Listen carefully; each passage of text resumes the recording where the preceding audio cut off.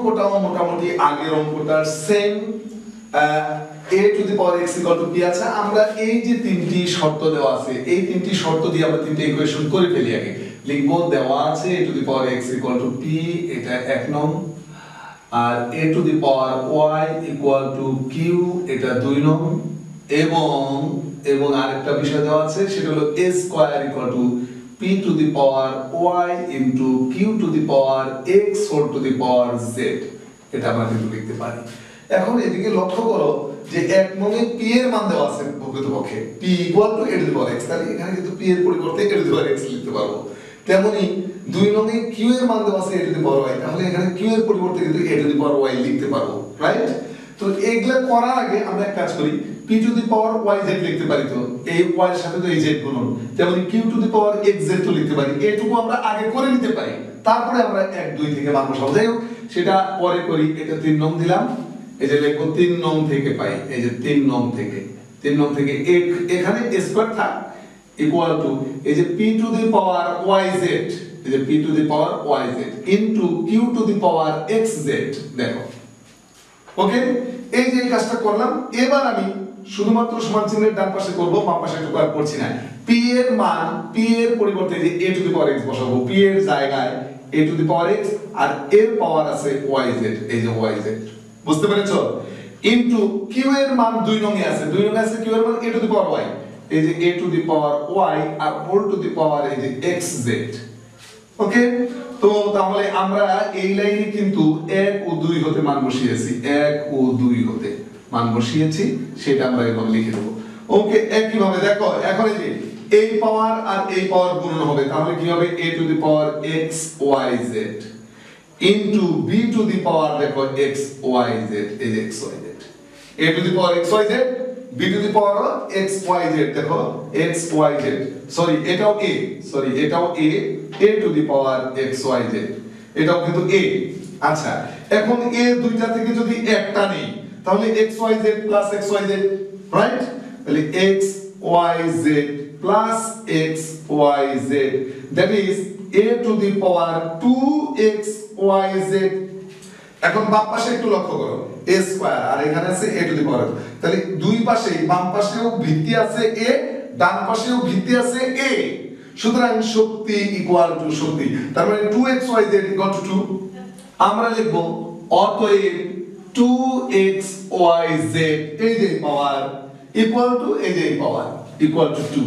এবার উভয় পক্ষে 2 দ্বারা যদি আমরা ভাগ করি xyz ইকুয়াল টু 1 শুট। কত সহজ অঙ্কগুলো, কত মজা, তাই না? একটু একটু করে প্র্যাকটিস করলেই এগুলি নিয়ন্ত্রণে চলে আসবে। আশা করি প্র্যাকটিস করবে। এবার ভিন্ন রকমের একটা অঙ্ক দেখো। শর্ত একটা, দুইটা শর্ত দেওয়া আছে, এই একটা আর এই একটা, প্রমাণ করতে হবে। এটা ভিন্ন রকমের বলতেছে এই কারণে যে ক্যালকুলেশনটা একটু ভিন্ন রকম, আসলে তিন একই। দেখি আমরা প্রথম শর্ত যেটা সেটা লিখবো, সেটা দিয়ে শুরু করব।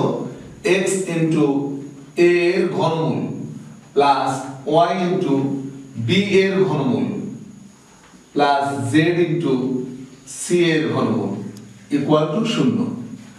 এখানে তিনটি আছে, তো তিনটা রাশি 1 2 3, তিনটা রাশির যোগফল কিন্তু 0 এর সমান। তো তিনটা সহজ, এই যে ঘনমূলকে আউট করার জন্য আমরা ঘন করব, উভয় পক্ষে কিউব নিব, কিন্তু কথা হলো তিনটা মিলে যদি কিউব দেই a plus b plus c whole cube, অঙ্কটা একটু জটিল হয়ে যাবে। এজন্য ওপাশে 0 আছে, একটাকে ওই পাশে নিয়ে যাই, তাহলে a plus b whole cube, তাহলে অঙ্কটা অনেকটা সহজ হবে।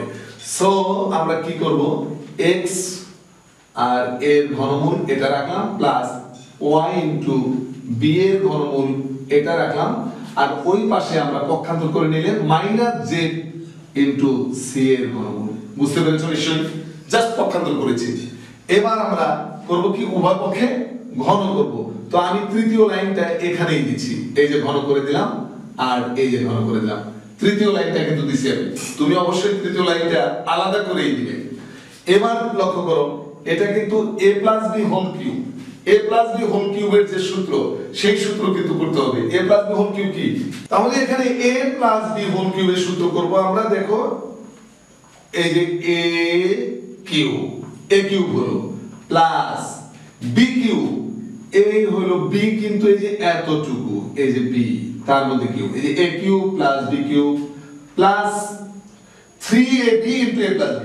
এই যে 3a হচ্ছে এই যে এইটুকু, দেখো 3a ইনটু b হচ্ছে এই যে এইটুকু, b হচ্ছে এই যে এইটুকু, এই যে 3ab হয়েছে, 3ab into a plus b।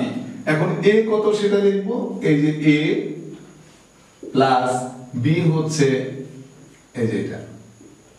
বাস দেখো a প্লাস b হোল কিউবের সূত্র লিখছি a cube plus b cube plus 3ab into a plus b equal to, ওপাশে কিন্তু মাইনাসের মধ্যে কিউব থাকাতে মাইনাস হয়েই গেল, z এর মধ্যে কিউব z কিউব, আর এই c এর ঘনমূল কিন্তু এই যে c এর উপরে রুট দিয়ে এখানে 3 লেখার অর্থ হলো c এর পাওয়ার আছে 1/3, এটার মানে এটা, এটার মানে এটা, তার মধ্যে কিউব, তাহলে কি হয় 3 3 কাটা, তাহলে c, বাস z cube c minus z cube c।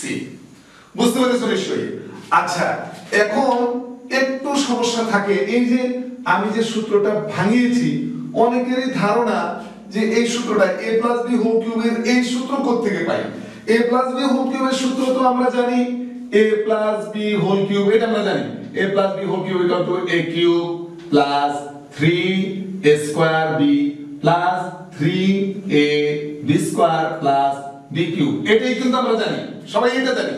কিন্তু লক্ষ্য করো এই a কিউব আমি লিখলাম, আর ওই যে ওই প্রান্তের b কিউব আগে লিখে নিলাম, a cube plus b cube, মানে কিউবের রাশি দুটো আগে লিখে নিলাম। এবার এই মাঝখানের দুইটা রাশি থেকে 3 কমন যায় এবং a স্কয়ার আর a থেকে a কমন যায়, b আর b স্কয়ার থেকে b কমন যায়, তাহলে এখানে 3 গেছে, a স্কয়ার থেকে a গেছে, একটা a রয়েছে আর b তো চলে গেছে। অনুরূপভাবে এখানে 3ab স্কয়ার থেকে a 3ab কমন গেলে থাকে b। দেখো তো a cube plus b cube plus 3ab into a plus b whole কিউবের অনুসিদ্ধান্ত এটা, এটা হলো মূল সূত্র, আর a plus b whole cube equal to এত হলো এটা অনুসিদ্ধান্ত। আসলে অনুসিদ্ধান্তগুলো এভাবে মূল সূত্র থেকেই পাওয়া। তাহলে আমরা অনেক ক্ষেত্রে দেখা যায় এই অঙ্কটা আমরা এখানে a প্লাস b হোল কিউবের এই সূত্র লিখেও করতে পারতাম, তাতে একটা লাইন বেশি হতো, কিন্তু আমরা যদি এই অনুসিদ্ধান্ত করি তাহলে একটা লাইন কম হবে, যে কারণে কিন্তু আমরা এই লাইনটা না করে সরাসরি এই লাইনটা করছি a cube plus b cube plus 3ab into a plus b। বুঝতে পেরেছো? একটা লাইন যাতে কম করতে হয় সেজন্যই কিন্তু অনুসিদ্ধান্তটা প্রয়োগ করলাম আমরা এভাবে। আচ্ছা এবার লক্ষ্য করো, এই যে আমি বলেছিলাম এখানে মাইনাসের মধ্যে কিউব মাইনাস রয়ে গেছে, z এর মধ্যে কিউব আর এখানে c রয়ে গেছে, এখানে যে ঘনমূলের সাথে এই ঘন কাটা c রয়ে যায়, তাহলে এইখানেও দেখো x এর উপরে কিউব, এখানে তো মাইনাস নাই, x এর উপরে কিউব আর এর ঘনমূলের সাথে এই কিউব কাটা গেছে, a রয়ে গেছে, ঠিক আছে কিনা? প্লাস অনুরূপভাবে এইটা y কিউব b, এই যেটা এটার মধ্যে কিউব আছে দুইটা, প্লাস এখন দেখো এই যে 3xy আগে লিখবো, এই যে 3xy